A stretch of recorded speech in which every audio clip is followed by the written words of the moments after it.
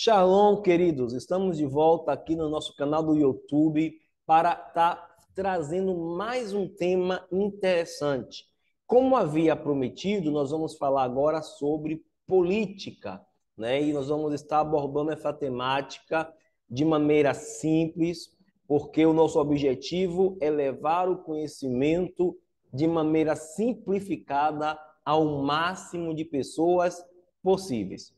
E em ano de eleição, estamos em 2022, eu não poderia deixar passar o ano sem me posicionar acerca desse assunto. Mas, de maneira diferente de tudo aquilo que tem sido falado nas redes sociais, né, e comentado entre as pessoas, eu quero nesse vídeo ser o mais neutro possível. Obviamente, eu vou me posicionar assim, vou dar a minha visão de mundo para vocês, mas eu não quero de início defender um lado ou outro, né? Porque, na verdade, no Brasil, na política brasileira, nós temos a esquerda, a direita e o centro. E no centro nós temos o centro-direita e o centro-esquerda. Mas esse ano, né, de maneira mais, digamos assim, calorosa, né, mais acalorada, nós temos aqui um dualismo entre esquerda e direita muito grande, representadas nas pessoas do ex-presidente Luiz Inácio Lula da Silva e o atual presidente Jair Messias Bolsonaro. Mas neste vídeo especificamente, eu não quero estar falando necessariamente nem do presidente atual, nem do ex-presidente em si. Eu quero falar sobre política e de trazer algumas verdades muito importantes sobre essa temática, tá bom? Entretanto, antes de começar, eu quero te pedir, se você gostar desse material, compartilhe, nos ajude se inscrevendo em nosso canal, nos ajude também nos indicando a outras pessoas, tá certo? Tentarei ser o mais breve possível, é um assunto extenso. Se você quer levar uma aula sobre política para seu ministério, para um grupo específico que você lidera, ou que você conhece, ou que você é membro, e quer levar esse assunto com mais detalhes, nós temos um curso de mais ou menos 8 horas aulas, somente falando sobre República Federativa do Brasil, e onde nós abrangemos vários assuntos acerca dessa temática, tá bom? Desse curso, nós sintetizamos para poder falar com vocês aqui de maneira simples e objetiva, principalmente aos nossos queridos que não têm conhecimento técnico sobre a temática política. E a essas pessoas que eu quero me dirigir de maneira mais direta, trazendo para você informações importantes que normalmente não vai estar na campanha do candidato A ou do candidato B, informações que não vão estar inseridas nos favores que alguns tentam usar para poder ganhar voto. Essas informações são informações importantíssimas para que você decida em quem votar em 2022. Tentarei ser o mais neutro possível, mas vou aqui mostrar, né, o que é política em nossa nação de maneira clara, simples e objetiva. Deixando claro também que nas nossas outras redes sociais nós estaremos postando trechos desse vídeo, né, ou dessa videoaula. Mas nas redes sociais, em geral, são vídeos curtos, exceto aqui no YouTube, que nos permite gravar vídeos maiores. Nós estamos colocando, então, trechos dessa videoaula no Kawaii, no Instagram, no Facebook. Mas se você quer ver essa videoaula completa, entra lá no nosso YouTube, o nome está aí, Eldonei, se inscreve no nosso canal, ative o nosso sininho e compartilhe, tá certo? Nós estaremos colocando, então, apenas trechos, normalmente com 3 vídeos em cada rede dessa, né? Mas no YouTube nós estamos aqui com o vídeo completo falando sobre política. Sem mais, vamos começar. Vamos falar sobre política, entendendo como funciona a política em nossa nação. Eleições 2022 e consciência cidadã. Essas são as duas bases centrais de tudo aquilo que nós vamos estar falando neste vídeo. Então, vamos falar sobre as eleições de 2022 e falamos sobre a consciência cidadã. Voto consciente, tá bom? Bom, para iniciar, gente, nada mais importante do que definirmos. E definirmos o quê? Primeiro, nós vamos definir o que é política. Política, nós vamos trabalhar neste vídeo com essa definição, né? É a política aqui, nós vamos trabalhar com essa definição, porque a palavra política vão ter algumas, né, algumas significações, e a depender do contexto que você colocar política, a gente pode abranger mais a compreensão sobre esse assunto. No entanto, neste vídeo, falamos de eleição 2022, vamos trabalhar com a definição de que política é a capacidade de administração de um país, um estado, uma cidade, uma comunidade, etc. Então, quem é o político? É aquela pessoa que, em tese, ele consegue administrar um país, um estado, uma cidade, uma comunidade. Então, essa pessoa é a pessoa que nós chamamos de político. Aqui eu já começo abrindo uma aspas, porque normalmente quando alguém fala em política, a primeira palavra, a primeira coisa que a pessoa pensa é corrupção. Quem nunca ouviu? Ah, político é ladrão, né? Política é coisa de ladrão. E, infelizmente, esse discurso tem manchado a política em nosso país e afastado pessoas que têm uma série de conhecimento, uma série de contribuições que possam trazer para a nação brasileira, tem afastado muitas dessas pessoas do ambiente da discussão política. Entenda, essa tese de política é coisa de ladrão é uma tese que não faz parte daquilo que realmente a política é. Por quê? Porque o que é política? Capacidade de administração de um país, de um estado, de uma cidade, de uma comunidade, etc. Tá certo? Então, não necessariamente corrupção está ligada à política. Óbvio, pode haver corrupção na política? Pode. Mas não é porque nós estamos falando de política que nós vamos falar também de corrupção. Existem políticos corruptos e existem políticos não corruptos. À luz da Bíblia, por exemplo, nós temos lá a história de Daniel, a história de José, que foram homens políticos e justos e que trouxeram um grande livramento para o seu povo. Não é diferente em nossos dias. Lembrando que, se nós colocarmos pessoas corruptas no poder, essas pessoas vão exercer uma política corrupta. Mas se nós procurarmos escolher pessoas justas, pessoas não corruptas, essas pessoas, então, vão ser justos no poder, no governo. Então, política é diferente de corrupção.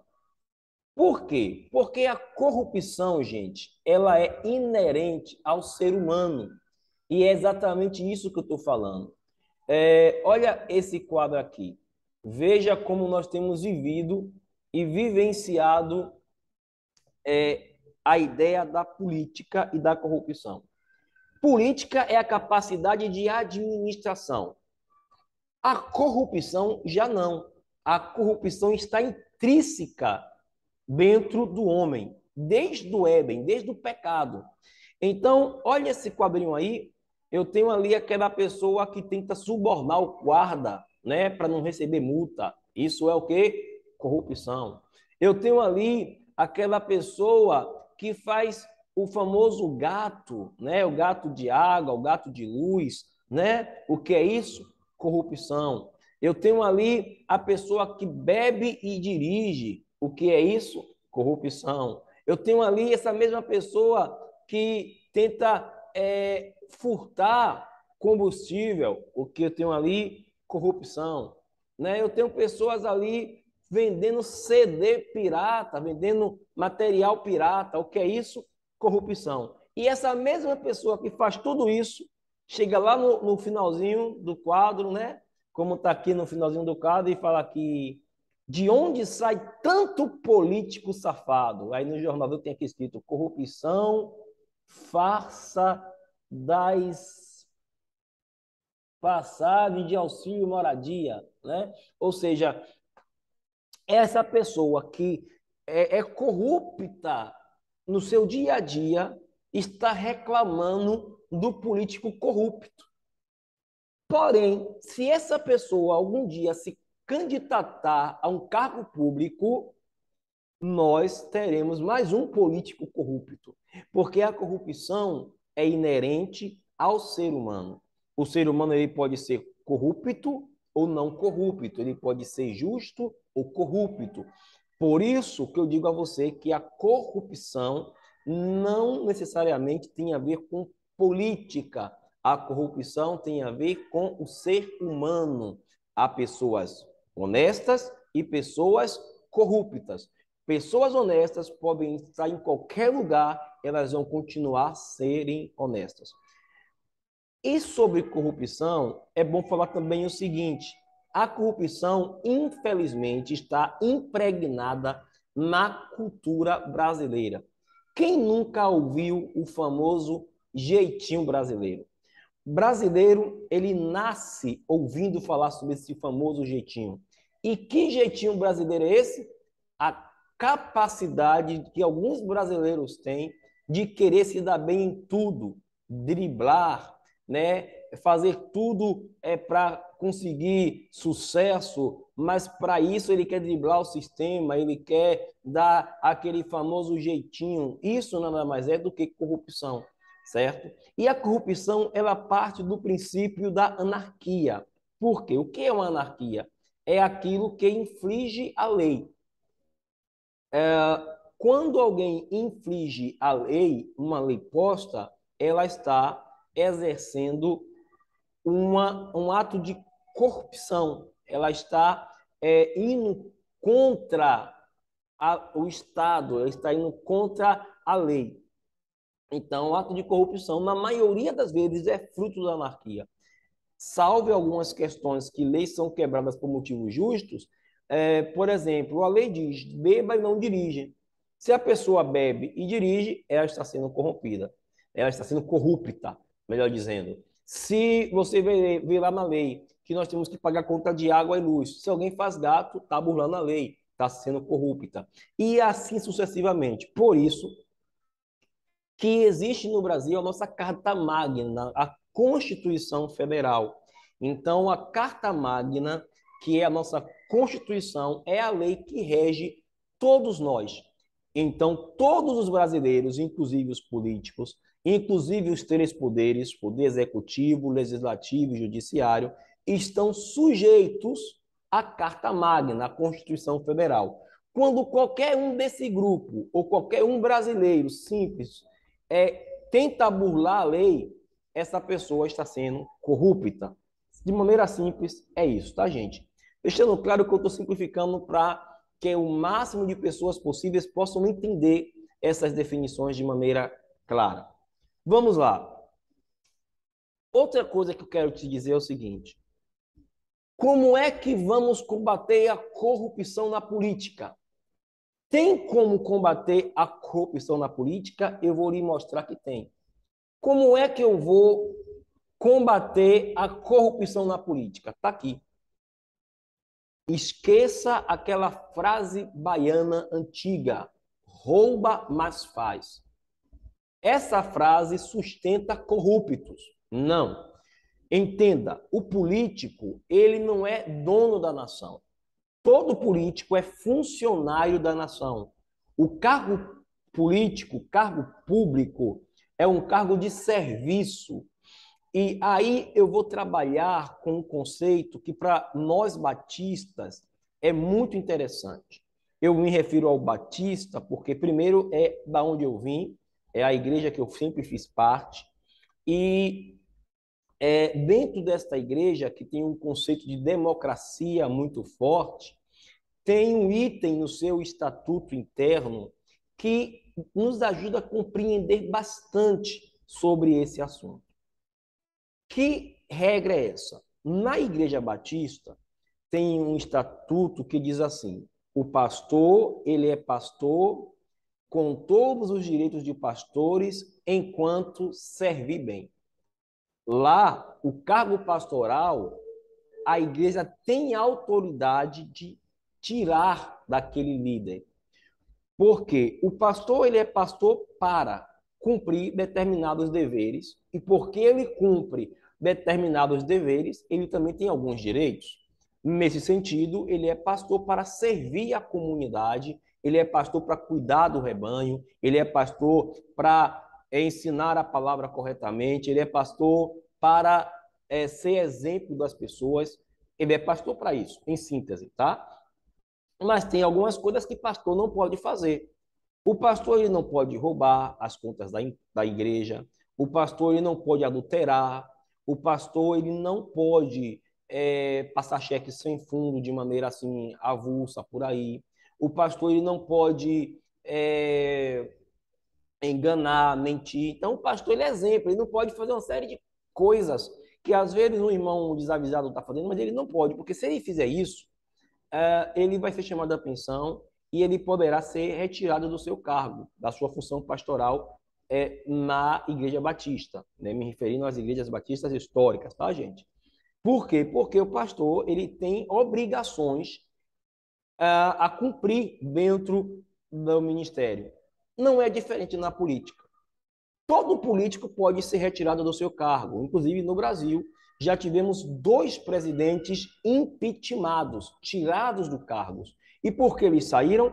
Porque eles não cumpriram bem o exercício de presidência da República. Eles cometeram coisas na sua época, cada qual na sua época, que feriram as regras da presidência da República. Mas isso é válido para governador, é válido para prefeito, é válido para vereador, é válido para todos os cargos eletivos da República. E também é válido para os cargos de Suprema Corte, os cargos judiciários, sendo que o impeachment de alguém ligado ao judiciário vem do Congresso, vem do Senado.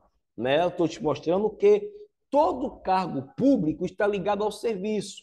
E quem, na verdade, é o controle disso tudo é o povo. Né? Então, a democracia brasileira funciona com o controle da população. É o povo que é o maior poder em uma república, tá certo, gente? É o povo que tira, é o povo que coloca. Principalmente na República Federativa do Brasil, seguindo os conceitos de democracia. Bom, partindo daí, como é que eu vou limpar a política nacional? Primeiro conceito, não votando em pessoas corrompidas, em pessoas ligadas à corrupção. Então, se você sabe que um candidato é corrupto, não vote nele. Se você sabe que um candidato já foi julgado, seja ele quem for, e aqui eu não estou fazendo indireta para ninguém, não. Estou aqui mostrando um método único de limparmos a política, seja o candidato de direita, de esquerda, de centro, seja ele quem for, se ele é corrupto, se ele tem uma vida pregressa, se ele já roubou a nação, se ele já foi pego com dinheiro em casa, com dinheiro na cueca, com dinheiro na mala, se ele já foi preso ou se ele já foi indiciado e as provas indicam que ele é corrupto, a primeira coisa que quem quer combater a corrupção faz é não vote em candidato ficha suja. E para isso surgiu no Brasil exatamente, e aqui essa imagem eu peguei da Arquidiocese de Maringá, e eu concordo com eles, tá? Eu até não pedi autorização, mas espero que eles não me processem por estar usando aqui essa imagem, mas essa imagem representa bem aquilo que eu acredito. Ficha limpa, em defesa da lei da ficha limpa. O Brasil precisa, né, porque foi comentado isso no Brasil, criar-se uma lei acerca de candidatos ficha limpas. Quem está com processo judicial, quem está condenado, não pode se candidatar a cargo público. E eu sou defensor desta lei. Eu não sei hoje como é que está o andamento dela, se ela já existe, se ela não existe, mas eu sei que foi se comentado um tempo sobre a lei da ficha limpa e é uma lei que quem quer realmente combater a corrupção no Brasil precisa, juntamente com a Arquidiocese de Maringá e juntamente com outros brasileiros que lutam por uma política mais limpa, defender essa lei, a lei da ficha limpa. Então, primeiro critério que eu posso sugerir, você de esquerda, você de centro, você de direita, antes de escolher o seu candidato, olha lá a vida dele, olha lá o histórico dele, olha lá se ele é ficha limpa, se ele está limpo diante da lei. Aqui eu abro uma aspas.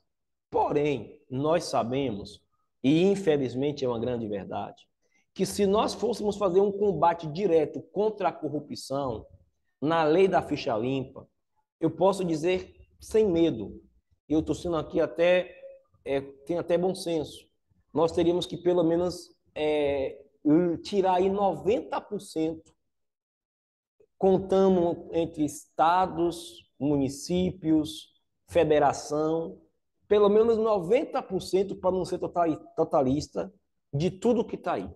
A gente sabe que a corrupção está impregnada nessa nação e que muitos políticos, em todas as esferas, são corruptos, sim. É triste falar isso, mas é uma verdade. Então, se a gente for seguir isso aqui à risca, nós vamos ter que reinventar a República. Mas, para você que tem consciência cidadã, esse é o caminho mais prático de limparmos a política. E qual é?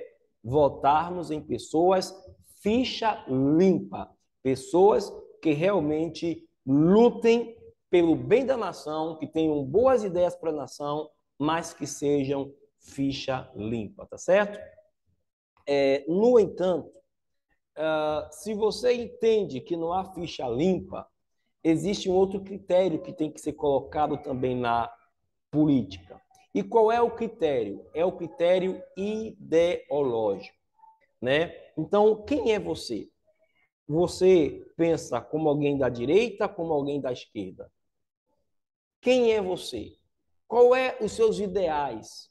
E aqui nós vamos falar sobre consciência cidadã, sobre votar com consciência.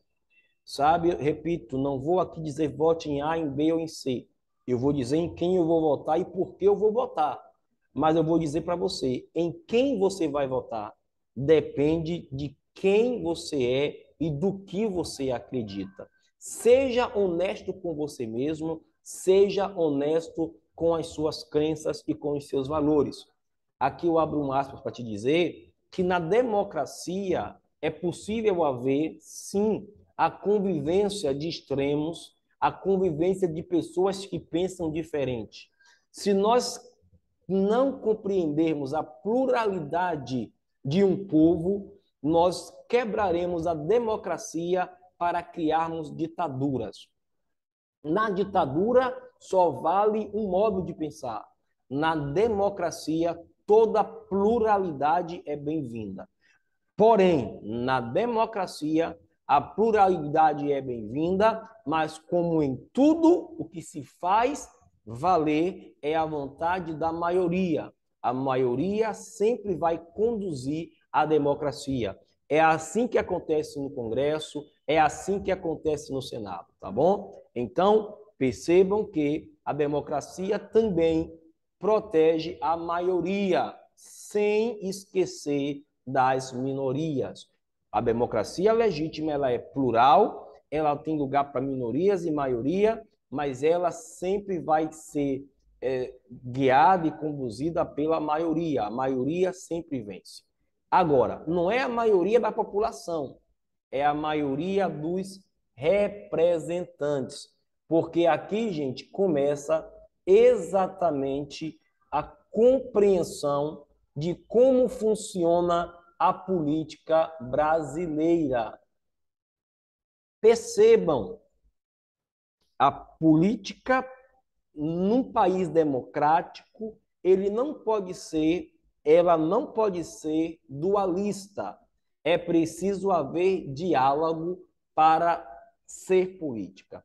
A política nos leva a refletir sobre a capacidade de dialogar com os diferentes, com pessoas com gostos diferentes e criarmos equilíbrio entre os extremos. A política é esse diálogo, é criar um país de todos e para todos, saindo dos extremos e buscando o equilíbrio. É o discurso social acerca dos mais variados assuntos, pensando no bem da comunidade. Tá bom, gente? E no nosso país, o que que funciona? Funciona a política de representação.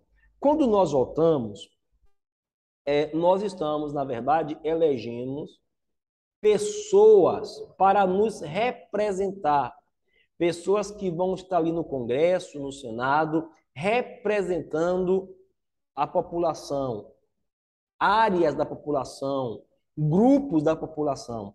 Então, nós votamos em representantes legais. E esses representantes são comprometidos a lutar pelo bem de todos nós. Infelizmente, alguns não fazem isso. Muitos lutam pelo poder, pelo status, pelo dinheiro, né? Não pensando na comunidade. Mas aí lembre-se, se a pessoa que você votou entrou e não fez nada pela sua comunidade, não fez nada por você, não fez nada pelo bem da nação, não repita o seu voto, vote outra pessoa. Ou, se corrompeu, lute pelo impeachment dessa pessoa.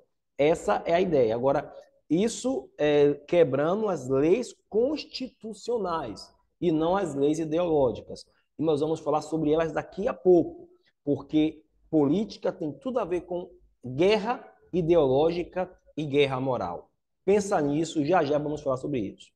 Esse ano, o cidadão brasileiro votará para 5 cargos públicos no dia 2 de outubro. Quais são eles?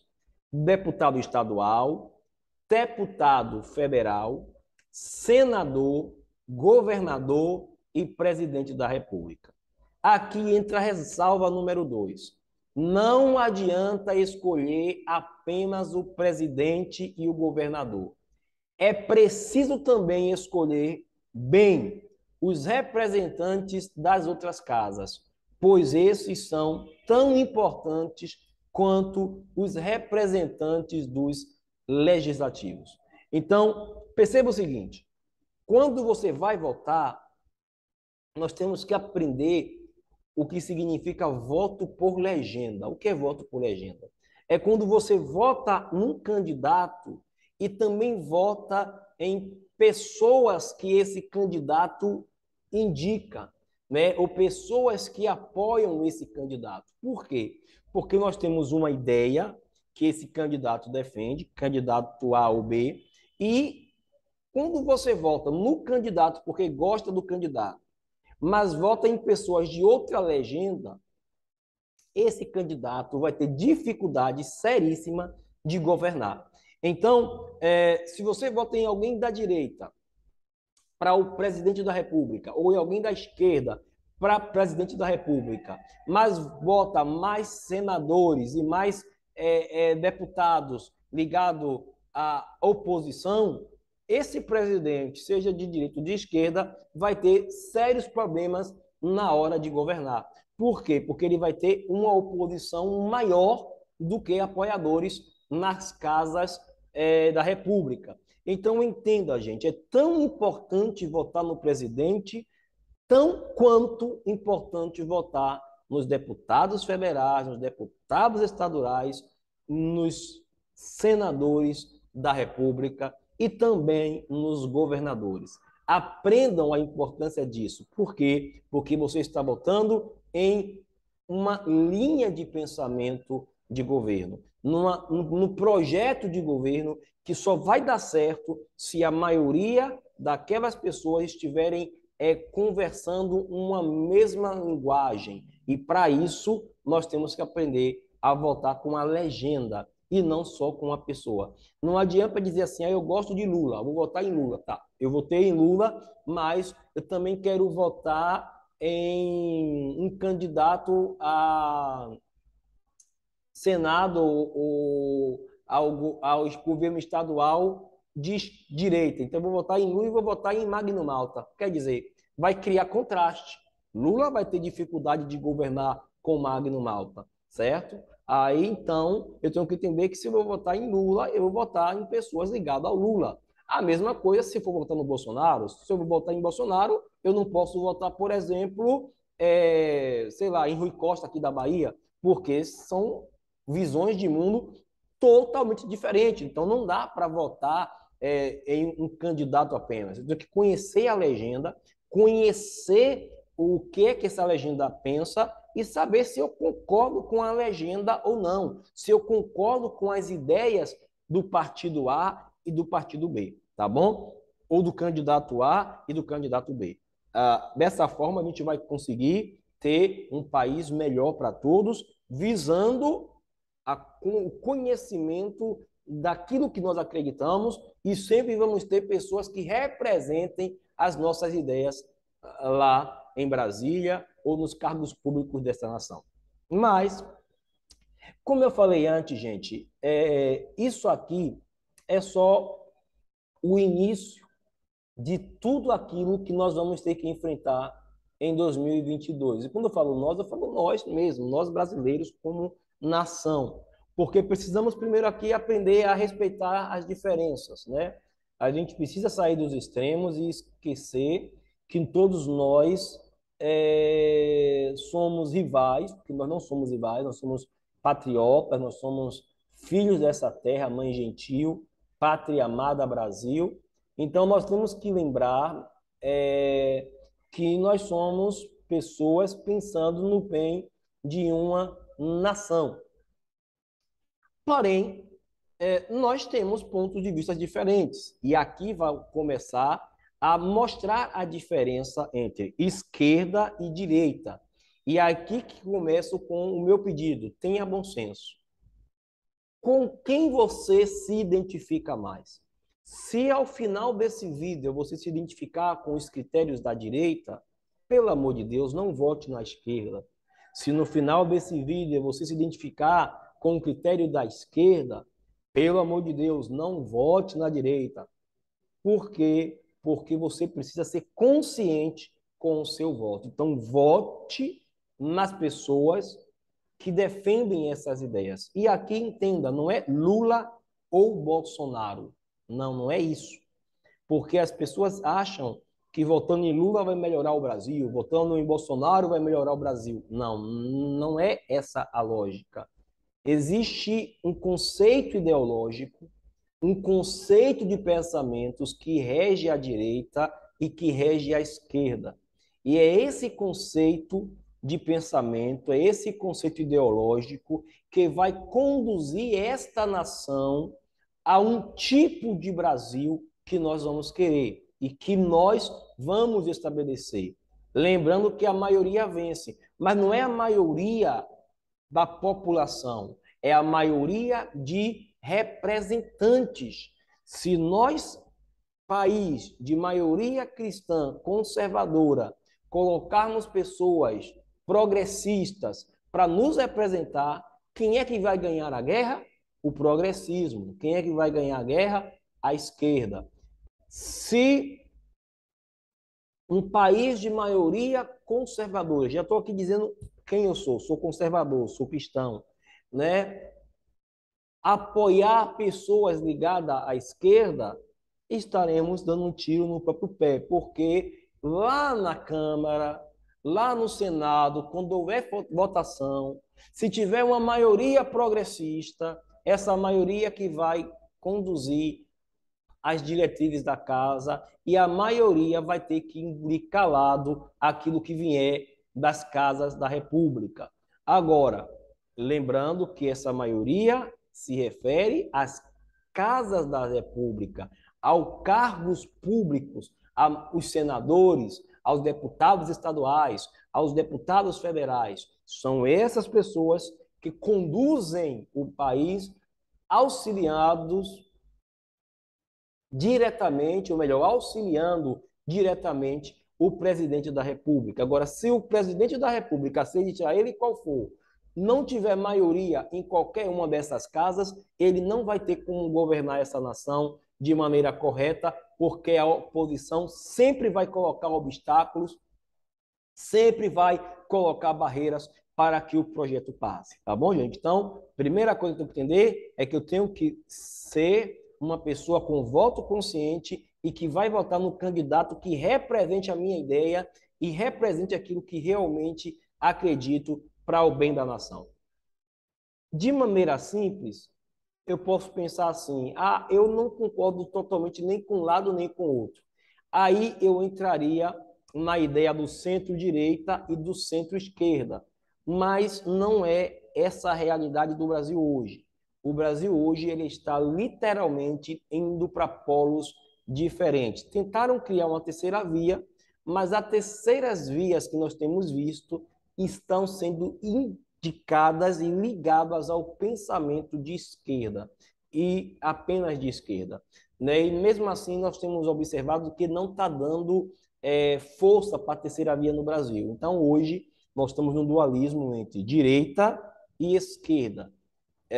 Entre esse duelo, nós temos os extremistas e os não extremistas, mas, em síntese, nós estamos aí vivendo nessa guerra fria entre direita e esquerda. Mas o que é direita? O que é esquerda? Para que você entenda o quadro ideológico desses dois grupos, eu criei aqui essa tabela.